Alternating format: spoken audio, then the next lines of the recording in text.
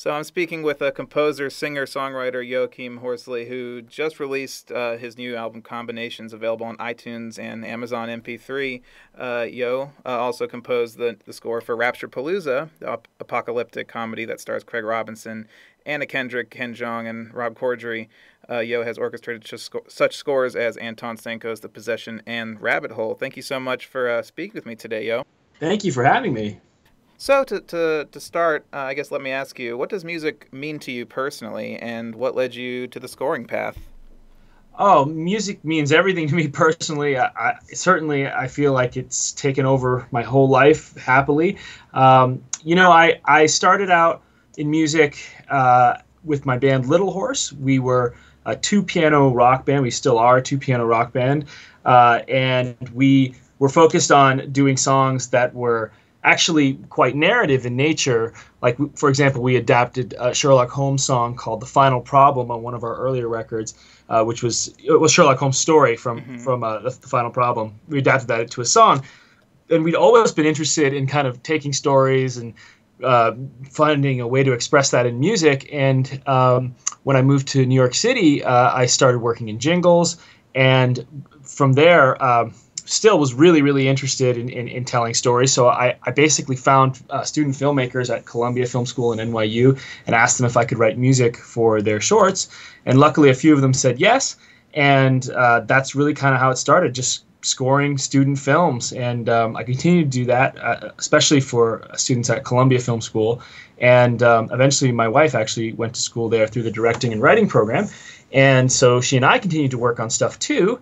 And then we moved out to California in 2009, and that's actually where I got more into orchestration. I met Anton Senko, and we worked on a project called Great Migrations. And since then, I've been, working more or less steadily in orchestration and in composition. And the entire time I was doing all this, of course, I was still writing songs. Little Horse wasn't going to be as active now that I was out west, but I was really focused on continuing that aspect of things. It's always been really important to me to write songs. I really enjoyed it. And that's how my new album, Combinations, started. I decided, since I was so immersed in film music, I thought it'd be interesting to take a cinematic film scoring approach, if you will, to writing songs. So each of these songs is kind of a little film score, but instead of a film score for a motion picture narrative, it's for a lyrical narrative. So that was kind of where I was going with that, and here we are, 3 years later, after working on the project on and off between film projects. It's done. Well, that's great, and it just released today on iTunes, Amazon MP3. So congratulations on that. Thank you very much. And I have to tell you, and I'm not just ass kissing when I say this. Your songs have been like literally stuck in my head since the concert. And wow. I got out of the car this morning after arriving at work, and all of a sudden, in my head it's like, we're under too much pressure. I'm like, your lyrics are catchy, the melodies, they hook, and the whole package that resonates with the listener.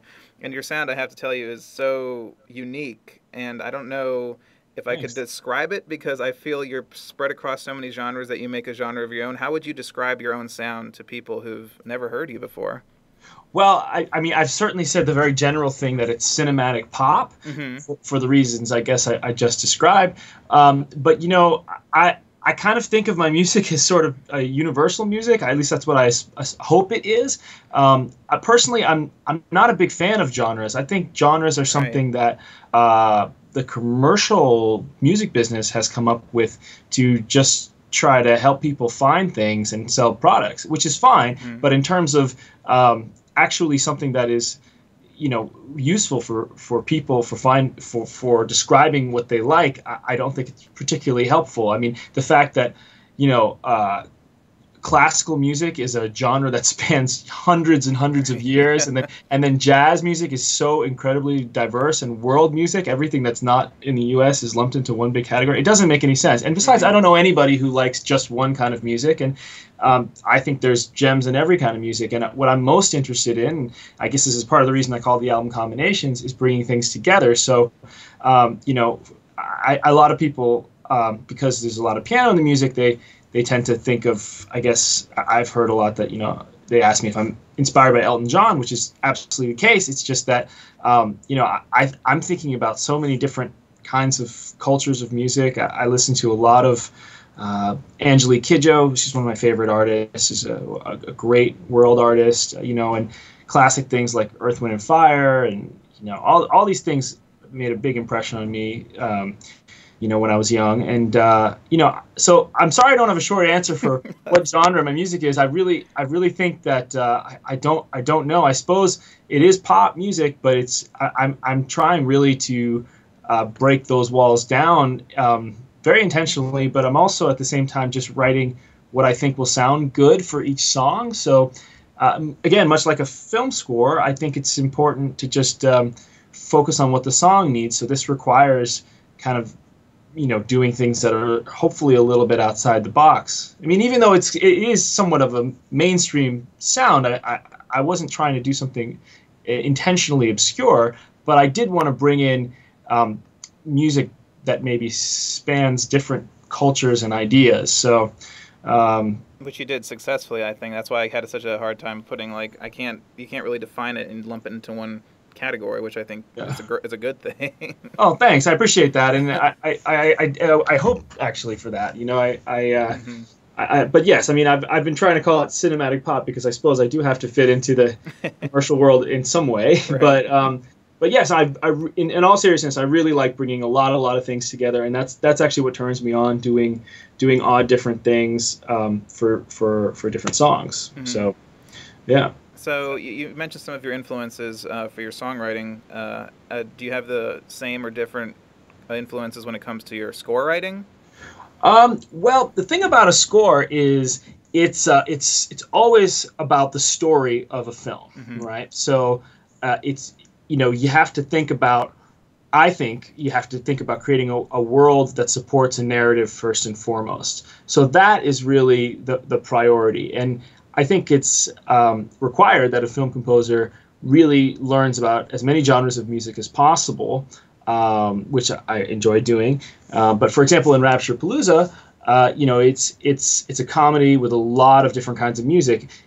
First of all, because there's an Armageddon happening, you know, big over-the-top orchestra was certainly required. Mm-hmm. But as the director Paul Middleditch describes the film as the apocalypse at the end of your driveway, he was very much interested in things that also sounded kind of intimate and interesting. So a lot of the stuff is actually small ensemble stuff, instruments that I played like organ and piano and guitar and kind of odd instruments put together. And we both kind of have a love for Isaac Hayes. So you know, Craig Robinson, who's just hilarious as the Antichrist, is just going on and on and on and relentlessly hitting on Anna Kendrick's character throughout the film, and it's just so funny. So there was just great opportunity to do some of that, you know, sexy funk, and I thought that was really, really cool. I really enjoyed doing that, and you know, director Paul is just, you know, really brilliant about music and knows lots about music. So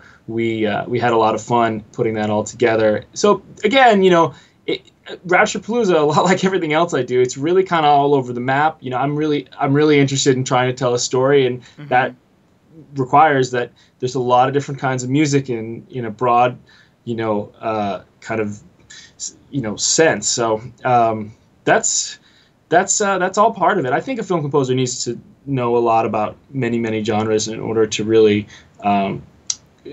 keep up with keeping things fresh, right. Which is a real challenge, of course. And Rapture-Palooza, I mean, it's a comedy, and I think comedies are probably the hardest for composers to get a really successful comedy score. Right, I think it's so difficult. So when you're approaching this movie, I mean, when are you spotting the film? Like, when does the music help the comedy? Do you just let the actors and the dialogue play the comedy out? Do you enhance it with your music? Like, what's the approach there? Well, the actors always have to dominate. You never want to step on the actors in any way with music. But then again, I don't think music should be cowering in the corner either. It can do a lot to help a scene. Mm-hmm. In many ways, when people watch the film, I really don't necessarily want them to think about the music or even really recognize what the music is doing at all times. It's really more to support what's going on, especially during some of these dialogue scenes. And there's a lot of improvisation, I imagine. I'm to understand there's a lot of improvisation. You know, I didn't see it until it was done, and it looks perfect to me. So, but I think it's just so funny. Sometimes it's just, you just create a little bit of a mood and stay out of the way. And then during some of the transitions, you know, you of course let the music explode in certain parts. But yes, I mean, ultimately you have to be very, very careful, and you can never step on what's going on in the story. You always have to. It's always about the story. It's not about the music in any film, and in particular in a comedy, you have to be very sensitive that your timing is good, because obviously everyone knows that timing is everything in comedy, and so tempo is crucial for the score. You have to make the tempo just right, and of course you have to know when to stop. That's actually one of the most important things, is when to just stop doing music altogether. You know, a lot of times when I was like, you know, maybe this cue isn't working or something's not working here, the best decision was just to stop music, and stopping it at just the right time is the challenge, I think, with scoring comedy. I think it's another genre too. A composer needs to know when to pull back and let the dialogue, the sound design kind of play too. So that's an important characteristic to have. Absolutely. It's funny. The more I write for film, the less music I think is required. Especially when the film is good. Certainly, if a film is trouble, I can imagine you might want to write a lot of music. But Rapture-Palooza is really good, and you know, so it was just enough music to work and nothing more, and let all these great comedians do their thing. So, So when you approach a project, and be it Rapture-Palooza or anything else, and you sit down and you're talking with the director or you're reading the script, what inspires your creativity the most? Is it the characters, the plot, the setting? I mean, it's probably a combination of everything, but really what hooks you and says, this is what I'm going to start writing for kind of immediately? Well, I think that the message of a movie is really important, because the music is there. Music is sort of the soft sell of the story, right? Right. So when a story is being told, there's the story, then there's kind of the subconscious message. And in Rapture-Palooza, my takeaway was, you kind of have to live for today. You know, don't take your life so seriously. Take care of each other. You know, and live for today. That's kind of the simple central message in all this madness that happens, right? Even though it's a comedy, I think it has a really positive message here. And so for me, I thought the music just has to be, primarily it has to be fun. It has to be fun. It has to help that spirit. It certainly can't take itself too seriously. And in this particular case, you know, we jumped around to all the fun music in every genre, really. Like I said, the Isaac Hayes stuff. I mean, how fun is that, right? So that was a blast, and doing some of this over the top, you know, orchestra stuff, you know, choirs and huge orchestra. That's just a blast. And so then a lot of stuff that kind of nods to the kind of thing I think John Bryan is doing, you know, kind of quirky instruments and all that stuff is great. And you know. So we just tried to keep it really light and fun and help that narrative. And ultimately, I think that focusing on that subconscious psychological meaning of a film, even in an absurd, hilarious comedy, is really important. And as long as the music kind of hooks into that, I think it can be a successful score. And I really love what you did in your concert when you had that little piece, your little ode to the asteroid. Yeah, thanks. Yeah. And for people who of course weren't there, but what you did, he played a little piece from the film and a nice piano piece with trumpet, and it was a love song for the asteroid, and then just stomp at the end. Exactly.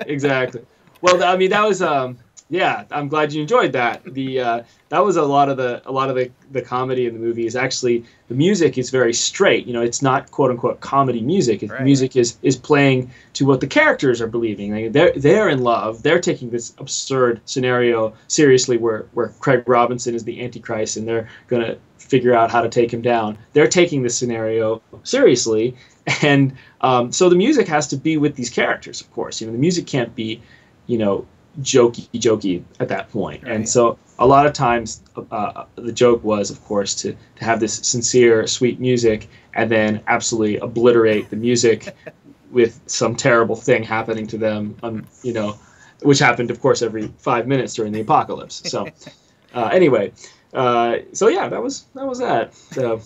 Well, to wrap up, I always like to ask composers this one question. If you could score any film ever made with no disrespect to the original composer and pretending that the original score never existed, which film would you choose? If I could rescore any film ever made? Oh, wow. Well, I'll tell you, one of my favorite films is... wow, that's a really tough question. You know, all right, well, I'm going to go with what might be kind of a tacky answer, but I really love... I actually think the score for Finding Nemo by Thomas Newman is one of the most great scores for an animation ever. Mm-hmm. Absolutely, yeah. And I couldn't beat that music. There's no way I could. But I think that what I like about that score, and the reason I would love to do that or do a film just like that, is because I think they do such a good job of you know, obviously it's a family movie, but they do such a good job of kind of a multi-tiered message of, you know, basically, you know, letting people grow and develop on their own and let them do things on their own and take their own initiative and grow confidence on their own. It's actually a really powerful message, and I think I would love to have done that because you know, that's something I think about all the time in music is how to, you know, how to you know, I guess be the best that yourself can be and reach down and make something special from somewhere very, very deep that maybe connects to everybody.